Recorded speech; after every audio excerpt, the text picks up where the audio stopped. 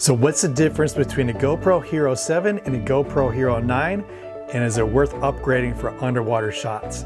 I recently went to So-Cal and did a side-by-side test. The results were really surprising. Let's take a look.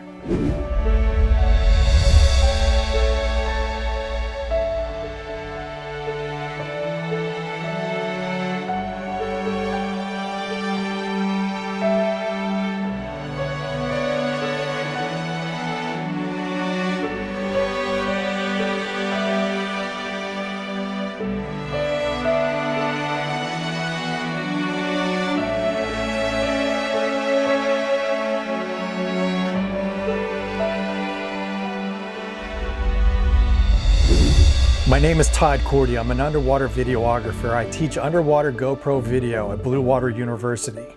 I've owned a GoPro Hero 3, 4, 5, 6, 7. I skipped to 8 and went to 9. With the GoPro camera, I placed 4th in the world in a world shootout. I have 8 film festival awards, several licensed viral videos, and I'm a 5-time winner of the Southern California Underwater Shootout. If you want to know the best settings for GoPro Underwater, I have them right here on this card. This is a GoPro Underwater video guide. These custom QR codes are the settings that I use to create underwater video. The GoPro Hero 7, 8, and 9 have the ability to read custom QR codes. All you have to do is point your camera at the QR code and the camera instantly changes to those settings. If you're interested in purchasing this card, the details are in the description below. For the GoPro Hero 7 versus 9, I was using a 2.7K 60 frames per second wide lens. It's very interesting when I found out. Let's take a look. Okay, so here's some white tip sharks I shot at the boiler and San Bernardino. Amazing dive site. A lot of divers that have been here, I've just fallen in love with this dive site.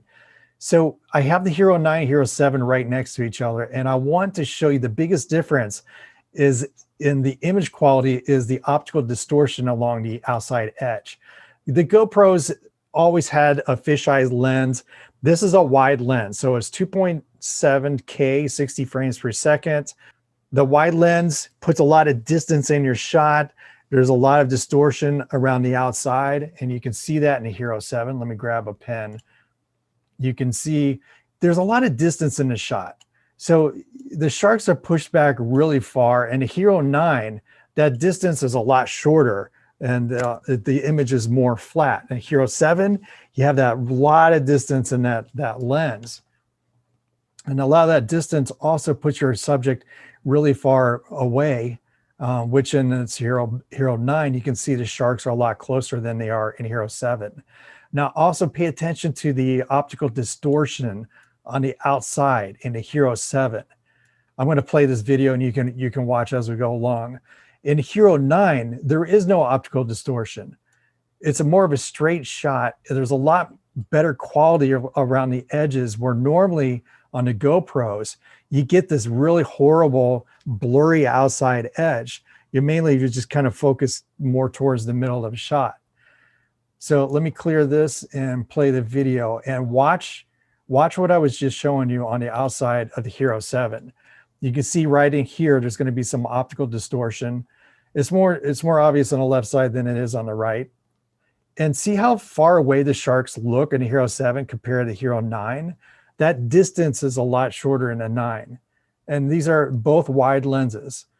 So watch here on the Hero 7, this wall, as it gets really warped.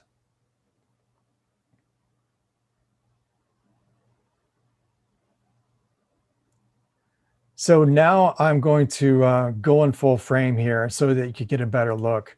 So I have these side by side. Look at the difference in the quality of the image.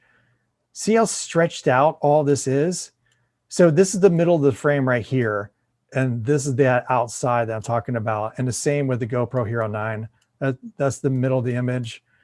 And you can see on the outside, nothing has that warped optical, like, craziness that the Hero 7 has. I mean, look at the quality, the detail in the image is so much nicer in the Hero 9 than it is in the Hero 7. And also, let me clear this out. Watch as we get closer to the shark tail. As you get closer, that optical distortion stretches things out. So as we get closer to the shark tail, the tail is going to be stretched and elongated as we move past it. Did you see that? So right here, it's just going to get stretched out, the shark does. And just watch the clarity. I mean, look, it's so obvious. The GoPro Hero9 has much better image quality for sure. And I shot this is 60 feet of water on a bright sunny day. There's plenty of sunlight just coming down, and the visibility here is like drinking water. So there's a lot of sunlight coming down. You can see on the right side of Hero7, some of that's getting a little bit blown out with the whites.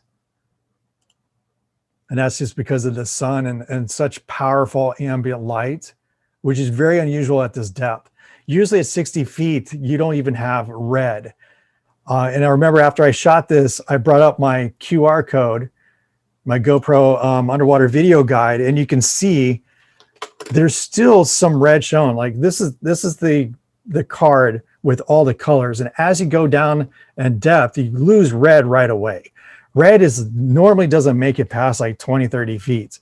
That all depends on the visibility, the sunlight, a lot of factors, the time of the day to see how much red light you actually have. And then when you flip it over, you can check the white balance. It's going to be kind of like this powder blue color. So that's what the camera is going to adjust to. And I did find this file. I was putting the QR code up to my GoPro to shoot this in 4K too. And I noticed like there is a lot of red in this shot. Normally that red would be as dark as this color off to the side, like almost a black by this point. 60 feet down, red is at 60 feet deep is something that you rarely ever see. You have to have like perfect visibility, high new sun, have all that light just coming down and just lighting up the whole like area. I was really shocked by this, and I was wondering if there was maybe a benefit in a GoPro Hero9 for the color, the color correction. Here's a review I did a few years ago with the Hero5, Hero6. The auto white balance has a scene detection where they'll correct the colors and have a more accurate color in your video. So you can see the difference here. If you have a GoPro Hero 3, 4, or 5, you really struggle with getting accurate colors. And the white balance was just like all over the board.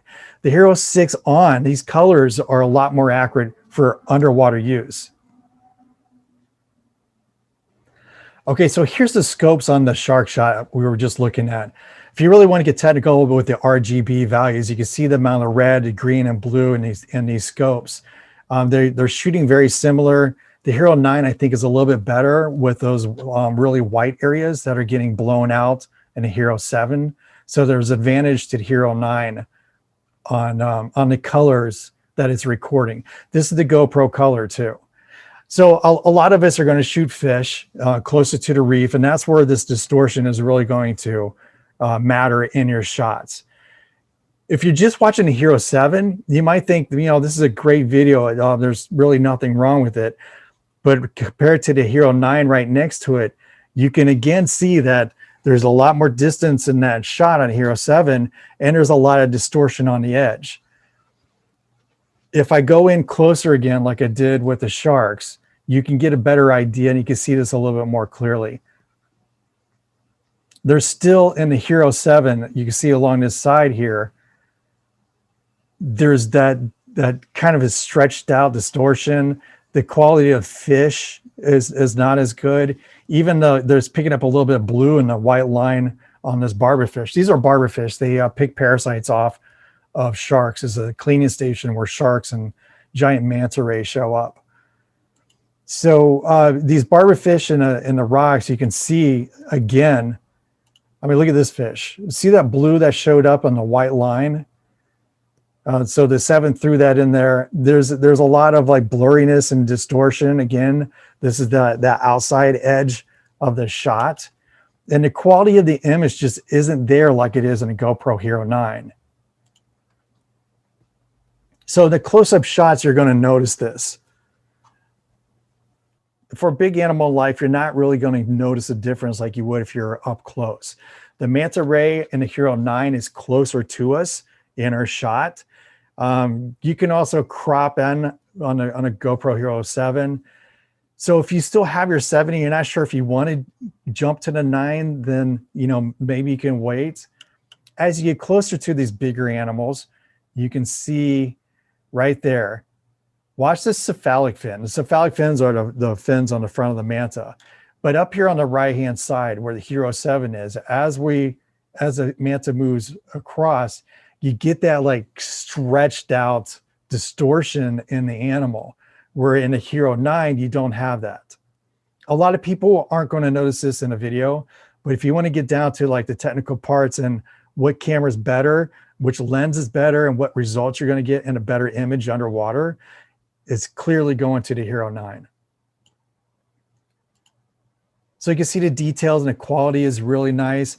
There's a little bit more blue in the Hero 9 on the image. You can adjust that in your post-production and your software pretty easily. So here are the scopes in that shot. So there's a little bit more blue in the Hero 9.